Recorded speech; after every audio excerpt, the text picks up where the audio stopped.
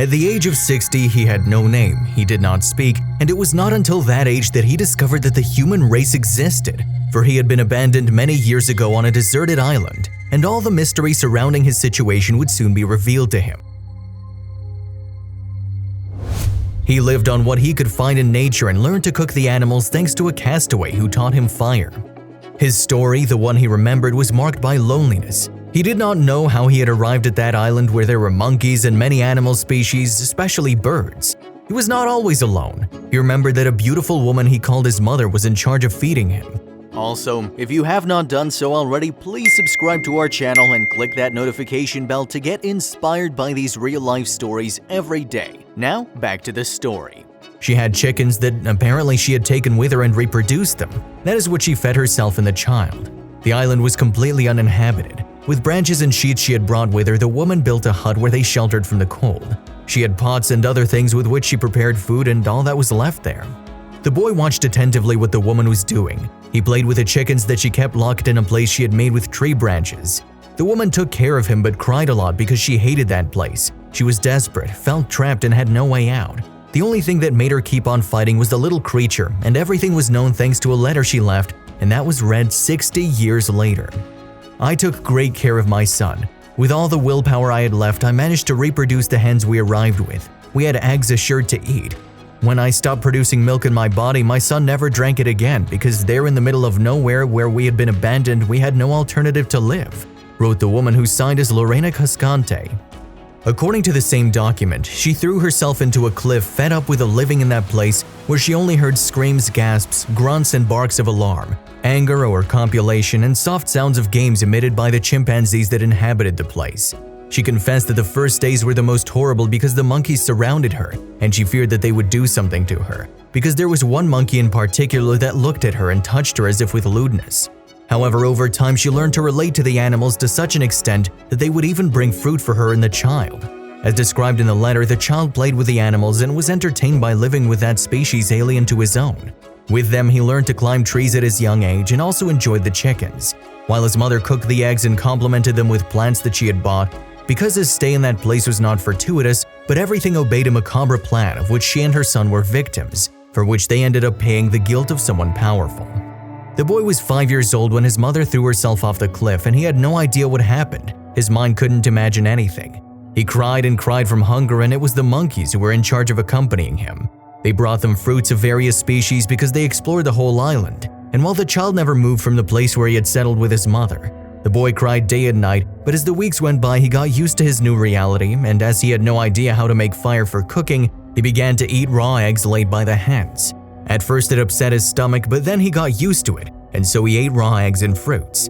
The little boy grew up surrounded by the animals, naked and without any notion of manners. The only clothes that remained of the woman's the boy used to protect himself from the cold.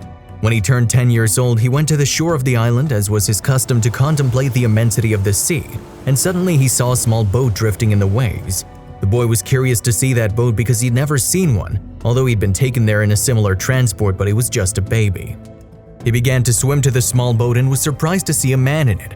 After his mother, he was the most like himself that he had ever seen, for he was surrounded only by monkeys and other animals. He took the little boat to the shore and the man woke up a few minutes later. He greeted him, but the boy could not answer him because he could not speak. The shipwrecked man was wounded, and with the help of one of the monkeys, he took him to where he was sitting.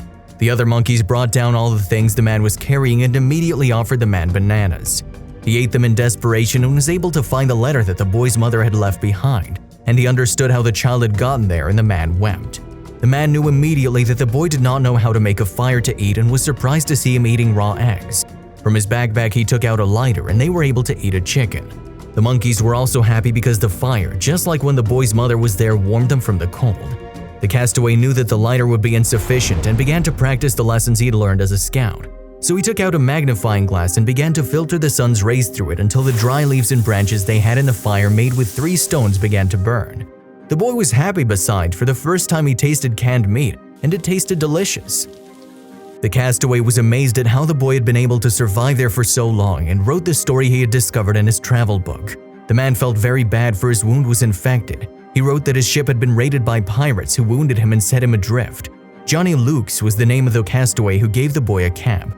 For 2 weeks, he stayed with the boy and taught him as much as he could so he could survive, the most important thing being how to make a fire. He also taught him how to do it with stones so that on rainy days he wouldn't perish. Johnny couldn't stand the infection of the wound and died. The boy stood with a corpse beside him, not knowing what to do, until the monkeys, mortified by the stench, threw him into the sea. The boy was sad as when his mother disappeared. The only thing he was wearing was the cap the man had given him. Luke's taught him to fish, and for the first time he knew that he could feed on animals in the sea. The boy would climb into the boat and fish from there, but he never dared go out into the sea. His diet was now rich in fish, eggs, and chicken. Years went by and he continued to grow wild. His monkey friends were dying and he learned to love the new generations that were born.